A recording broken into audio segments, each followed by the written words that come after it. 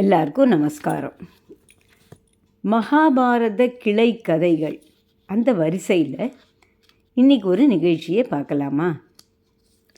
நம்ம எல்லாருக்கும் தெரியும், பாண்டவர்கள் கௌரவர்கள் எல்லாருக்குமே குரு துரோணாச்சாரியார் தான் அப்படின்னு. ஒரு நாளைக்கு துரியோதனன் பீஷ்மர்கிட்ட வந்து, தாத்தா, துரோணாச்சாரியார் எங்கள் எல்லாரையும் சமமாக பார்க்கறது இல்லை. பாண்டவர்களுக்கு ஒரு மாதிரியாகவும் எங்களுக்கு ஒரு மாதிரியாகவும் பாடம் சொல்லித்தரார். நீங்கள் வந்து குருவை கேளுங்கோ அப்படின்னு சொல்கிறான். பீஷ்மருக்கு துரியோதனனை பற்றி நன்னா தெரியும். இருந்தாலும் அவன் வற்புறுத்தவே குரு துரோணாச்சாரியாரோட குருகுலத்துக்கு வந்து விஷயத்தை நாசுக்காக சொல்கிறார். துரோணர் சொல்கிறார், எனக்கு அந்த மாதிரி எந்த பாகுபாடும் கிடையாது. நான் எல்லாரையும் ஒன்றா தான் நினைக்கிறேன். அப்படி நினச்சி தான் பாடம் எடுக்கிறேன். எவ்வளோ மழை பெஞ்சாலும் பாத்திரத்துக்கு தக்கபடி தானே நீர் நிரம்பும். அதுக்காக மழையை குத்தம் சொல்ல முடியாது இல்லையா? இருந்தாலும் நீங்களே வந்து கேட்டதுக்கு ரொம்ப நன்றின்னு பீஷ்மர்கிட்ட சொல்கிறேன். அதுக்கப்புறம் பீஷ்மரையும் கூட்டிண்டு துரோணர் வந்து நீராட நதிக்கரைக்கு கிளம்புறார். அந்த காலத்துலலாம் எல்லோரும் நதியில் தானே நீராடுவா. அங்கேயே நீராடி அங்கேயே அனுஷ்டானங்களெல்லாம் பண்ணிட்டு வருவா இல்லையா? பாண்டவர்களும் கௌரவர்களும் அவளுக்கு பின்னாடியே போகிறாள். கொஞ்ச தூரம் போனதும் துரோணர், அர்ஜுனா, நான் இன்றைக்கி எண்ணெய் ஸ்நானம் பண்ணலான்னு நினைக்கிறேன். நீ ஆசிரமத்துக்கு போய் கொஞ்சம் எண்ணெய் எடுத்துன்னு வரியா? அர்ஜுனனும் அவரோட கட்டளையை ஏற்று உடனே ஓடி போகிறான். மற்றவா எல்லாரும் நதியை நோக்கி நடந்து போயின்னு இருக்கா. வழியில் ஒரு பெரிய ஆலமரம் இருந்தது. அதோட நிழலில் துரோணரும் பீஷ்மரும் கொஞ்சம் உக்காந்துக்கிறார். இப்போ துரோணர் சொல்கிறார், அர்ஜுனன் வர்றதுக்குள்ளே நான் உங்களுக்கு ஒரு புது பாடம் சொல்லி கொடுக்க போகிறேன் அப்படின்னு சொல்லிட்டு கீழே தரையில் இந்த மணல் இருக்கும் இல்லையா, அதில் ஒரு மந்திரத்தை எழுதுகிறார். இந்த மந்திரத்தை சொல்லிட்டு அம்பு விட்டால் அந்த அம்பு இந்த மரத்தில் இருக்கிற எல்லா இலைகள்லையும் துளையிடும் அப்படின்னு சொல்கிறார். அந்த மந்திரத்தை எப்படி உச்சரிக்கணும் அப்படின்னு எல்லாருக்கும் சொல்லி கொடுக்குறார். துரியோதனனை கூப்பிட்டு, நீ இந்த வித்தையை செஞ்சு காட்டு அப்படிங்கிறார். துரியோதனனும் தரையில் எழுதியிருந்த மந்திரத்தை படிச்சுட்டு மரத்தை பார்த்து அம்பு விட எல்லா இலைகள்லையும் ஒரு துளை விழுந்திருக்கு. எல்லாருக்கும் ஆச்சரியம்.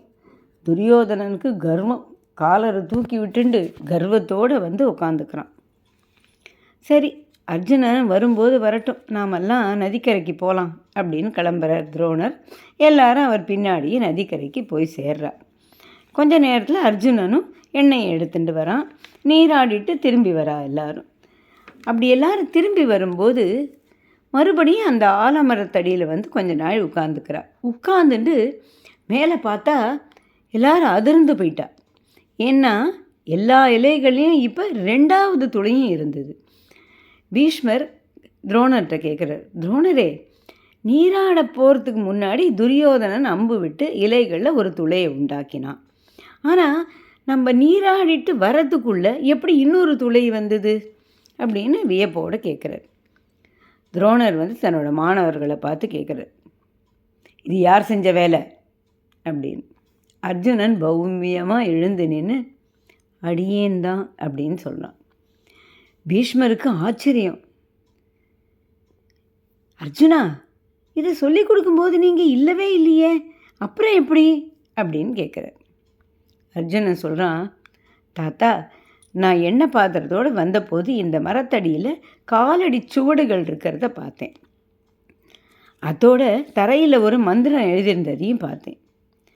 எதுக்கு இந்த மந்திரம் அப்படின்னு யோசிச்சுண்டு மேலே பார்த்தபோது இலைகளில் இருந்த துளைகளையும் பார்த்தேன்.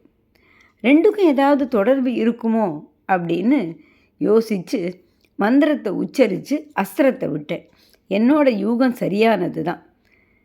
என்னோட அஸ்திரம் எல்லா இலைகளையும் 2வது துளையை இட்டெடுத்து அப்படின்னு சொன்னான். அர்ஜுனன் இப்படி சொன்னதும் அர்ஜுனர் பீஷ்மர் போய் அப்படி கட்டி தழுவிக்கிறார் சந்தோஷத்தில். துரியோதனன் அவனுக்கு ஏற்கனவே ஆத்திரம், வயிற்றெரிச்சல் ஃப்ரம் அடிவயிறு.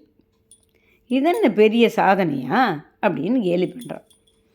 உடனே துரோணர் சிரிச்சுண்டே, சரி மறுபடியும் அம்பு விட்டு இலைகளில் துளையை உண்டாக்கு துரியோதனா அப்படின்னு சொல்கிறார். துரியோதனா அந்த மந்திரம் எழுதியிருந்த இடத்துக்கு போய் குனிஞ்சு பார்க்குறான். அங்கே மந்திரம் இல்லை, அழிக்கப்பட்டிருந்தது. என்ன பண்ணுறதுன்னு தெரியல, திருன்னு முழிக்கிறான். அப்போ அர்ஜுனன் சொல்கிறான், தரையில் எழுதியிருந்த மந்திரத்தை யாரும் மிதிக்கக்கூடாதுன்னு அதை மனசில் பதிய வச்சுண்டு நான் தான் அழிச்சுட்டேன் அப்படின்னு ரொம்ப பவ்யமாக சொல்கிறான்.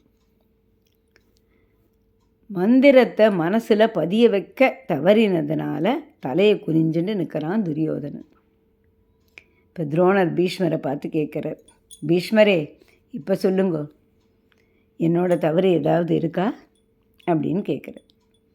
அப்புறம் சீடர்களை பார்த்து சொல்கிறார், சீடர்களே, பொறாமை, ஆத்திரம், அவசரம், கோபம் இந்த மாதிரி தீய குணங்களுக்கு இடமே கொடுக்கக்கூடாது.